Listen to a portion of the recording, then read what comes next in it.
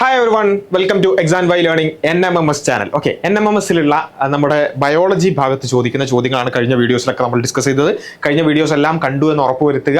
അതേപോലെ തന്നെ നിങ്ങൾ ഈ വീഡിയോക്ക് ലൈക്കും അതുപോലെ തന്നെ ഷെയറും സബ്സ്ക്രൈബും ഒക്കെ ചെയ്യുക. ഓക്കെ, നിങ്ങളുടെ കൂടെ NMMS പഠിക്കുന്ന ഒരുപാട് ആളുകളുണ്ടാവും, അവർക്കൊക്കെ ഉപകാരപ്പെടട്ടെ. അപ്പോൾ നമ്മൾ എന്ത് ചെയ്യുക, നമുക്ക് ഒരുപാട് കുട്ടികളിലേക്ക് എത്തുക എന്നുള്ളതാണ് നമ്മൾ ഉദ്ദേശിക്കുന്നത്, അല്ലേ? ഒരുപാട് കുട്ടികൾക്ക് ഇത് ഉപകാരപ്പെടണം, അല്ലാതെ നമ്മൾ വെറുതെ വീഡിയോ ഇട്ടുകൊണ്ട് കാര്യമില്ലല്ലോ. NMMS പഠിക്കുന്ന ഒരുപാട് കുട്ടികൾക്ക് ഉപകാരപ്പെടണം. ഫ്രീ ആയിട്ടാണ് നമ്മൾ ക്ലാസ്സുകൾ പ്രൊവൈഡ് ചെയ്യുന്നത്. അപ്പോൾ നിങ്ങൾ കൂടി ഞങ്ങളുടെ കൂടെ ഉണ്ടാവണം. ഓക്കെ, കൂടുതൽ കുട്ടികളിലേക്ക് ഷെയർ ചെയ്യണം.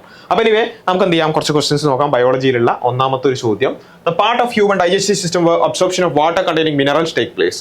ലവണം അടങ്ങിയിരിക്കുന്ന ജലം ആഗിരണം ചെയ്യുന്നത് മനുഷ്യ ദഹനേന്ദ്രിയ വ്യവസ്ഥയുടെ ഏത് ഭാഗമാണ്?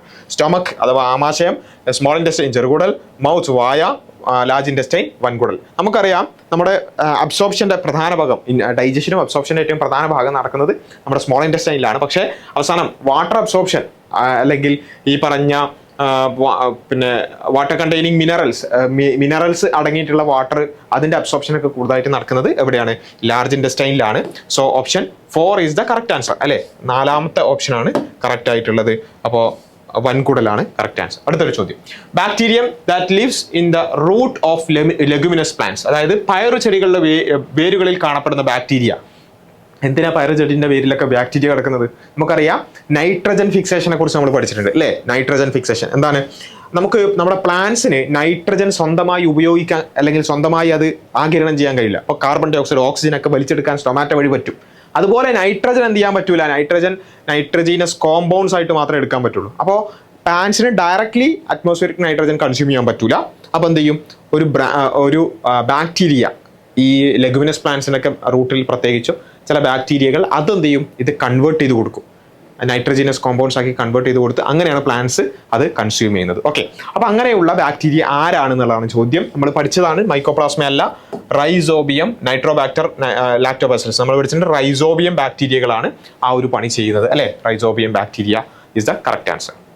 അടുത്തൊരു ചോദ്യം നിങ്ങൾക്കുള്ള ഹോംവർക്ക് ആണ്, നിങ്ങൾ എല്ലാവരും കമന്റിൽ ആൻസർ ചെയ്യുക. Which of the following is not related to sweat glands? Sweat ഗ്ലാൻഡ്സുമായി റിലേറ്റ് ചെയ്യാത്തത് ഏത്? Excess water and salts are eliminated. വാട്ടറും സോൾട്ടും, അതായത് അധിക ജലവും ലവണവും പുറന്തള്ളുന്നു. നമ്മുടെ സ്വെറ്റുമായി ബന്ധപ്പെട്ടുള്ള കാര്യങ്ങൾ തന്നെയാണ്, അല്ലേ? റെഗുലേറ്റ് ബോഡി ടെമ്പറേച്ചർ, ശരീര താപനില നിയന്ത്രിക്കുന്നു. പ്രസന്റ് ഇൻ സ്കിൻ, ത്വക്കിൽ കാണപ്പെടുന്നു. എലിമിനേഷൻ ഓഫ് കാർബൺ ഡൈ ഓക്സൈഡിനെ പുറന്തള്ളുന്നു. ഇതിലേതാണ് നമ്മുടെ സ്വെറ്റുമായി ബന്ധപ്പെട്ടുള്ള അല്ലെങ്കിൽ സ്വെറ്റ് ഗ്ലാൻഡുമായി ബന്ധപ്പെട്ടത് അല്ലാത്തത് ഏത് എന്നുള്ളതാണ് ചോദ്യം. അപ്പോൾ ആൻസർ വളരെ സിമ്പിളാണ്. എന്നാലും നിങ്ങൾ എന്ത് ചെയ്യുക, എല്ലാവരും ആൻസർ ചെയ്യുക. ശരി ഉത്തരം പറഞ്ഞ ആളുകൾക്ക് ബാക്കിയുള്ളവർ കൂടിയൊക്കെ ലൈക്ക് കൊടുക്കുക. ഏറ്റവും കൂടുതൽ ലൈക്ക് കിട്ടുന്ന കമന്റ് ഏതാണെന്നൊക്കെ നമുക്ക് നോക്കാം. ഓക്കെ, അപ്പോൾ ഏതായാലും ഇതാണ് ബയോളജി പാർട്ടിലുള്ള ഈ ഭാഗത്ത് നമുക്ക് ചെയ്ത് പഠിക്കാം. ഇങ്ങനെയുള്ള കുറേ ക്വസ്റ്റൻസ് നമ്മൾ ചെയ്ത് ഈ ഒരു സീരീസ് ആയി നമ്മൾ ചെയ്തുകൊണ്ടിരിക്കുന്നുണ്ട്. അപ്പോൾ എന്ത് ചെയ്യുക, ഈ വീഡിയോസ് നിങ്ങൾ ലൈക്ക് ചെയ്യുക, കൂടുതൽ പിന്നെ ഫ്രണ്ട്സിലേക്കൊക്കെ ഷെയർ ചെയ്യുക. NMMSന് പ്രിപ്പയർ ചെയ്യുന്ന ബാക്കി ഫ്രണ്ട്സിലേക്കും കൂടി ഷെയർ ചെയ്യുക. ബാക്കി ക്വസ്റ്റൻസ് നമുക്ക് അടുത്ത വീഡിയോകളിൽ ഡിസ്കസ് ചെയ്യാം.